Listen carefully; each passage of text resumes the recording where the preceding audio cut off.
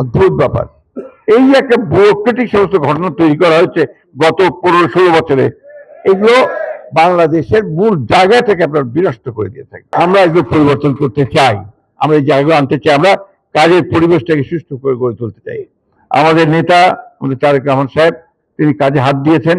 আপনি ইতিমধ্যে শুনেছেন জাহিদ ভাইয়ের কাছে যে কাজগুলো তিনি হাত দিয়েছেন, সেগুলো একটা বেসিক কাজ। এই যে ফ্যামিলি কার্ড, কৃষক কার্ড, খাল খনন কর্মসূচি, আপনার বৃক্ষরোপণ, আমাদের এই যে মসজিদে মন্দিরে যারা আপনার পুরোহিত আছেন, ইমাম আছেন, তাদেরকে ভাতা প্রদান করা, খেলোয়াড়দেরকে যারা খেলাধুলা করে তাদেরকে ভাতা দেওয়া, তাদেরকে আপনার যারা দুস্থ খেলোয়াড় তাদেরকে ভাতা দেওয়া, এগুলো যুগান্তকারী পদক্ষেপ তিনি নিয়েছেন। আমি প্রস্তাব করবো ভাবছি, আমার সঙ্গে জাহিদ ভাই নিশ্চয় একমত থাকবেন, যে আগে শ্রেষ্ঠ কৃষকদেরকে জাতীয় পুরস্কার দেওয়া হতো, সেটা আবার চালু করার কথা আমি বলবো। একই সঙ্গে শ্রেষ্ঠ সহকারী কৃষিবিদ, উপসহকারী কৃষি তাদেরকেও পুরস্কার দেওয়ার ব্যবস্থা করতে হবে, কৃষিবিদদের পুরস্কার দেওয়ার ব্যবস্থা করতে হবে। আমি খুব আনন্দিত হয়েছি, এইবার স্বাধীনতা পুরস্কার পেয়েছেন আমাদের কৃষি বিজ্ঞানী, এবং আনন্দের কথা তিনি আমার জেলার এবার তিনি স্বাধীনতা পদক পেয়েছে, হাইয়েস্ট অ্যাওয়ার্ড। এই যাবে ধীরে হাইকে উৎসাহ বাড়বে, মানুষের কাজ করতে আগ্রহী হবে অনেক বেশি।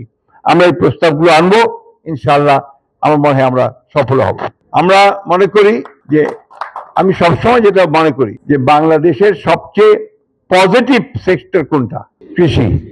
এবং কৃষিতে যে সাফল্য এনেছে এটা আর কোনো সেক্টরে আসে নাই। কেন বলি আপনাদেরকে, আমরা যখন স্বাধীনতা যুদ্ধ করলাম, আমি তো তখন আমরা যুবক, 1972 সালে, তখন আমাদের খাদ্য ঘাটতির পরিমাণ ছিল প্রায় 28 লক্ষ মেট্রিক টন। তখন জনসংখ্যা ছিল 7.5 কোটি, আর এখন জনসংখ্যা হচ্ছে প্রায় 20 কোটি। খাদ্য ঘাটতি নাই বললেই চলে। কারা করেছে এটা? ওই কৃষকেরা, যারা রোদে পুড়ে ঘামে ভিজে রক্তকে পানি করে ফসল উৎপাদন করে।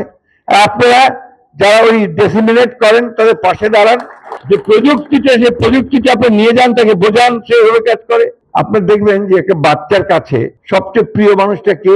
শিক্ষিকা, স্কুলের শিক্ষিকা, যে স্কুলে যায়, ও যেটা বলবে সেটা একেবারে ঠিক, ওটাই ঠিক, ওটার কোনো পরিবর্তন নেই, ঠিক না?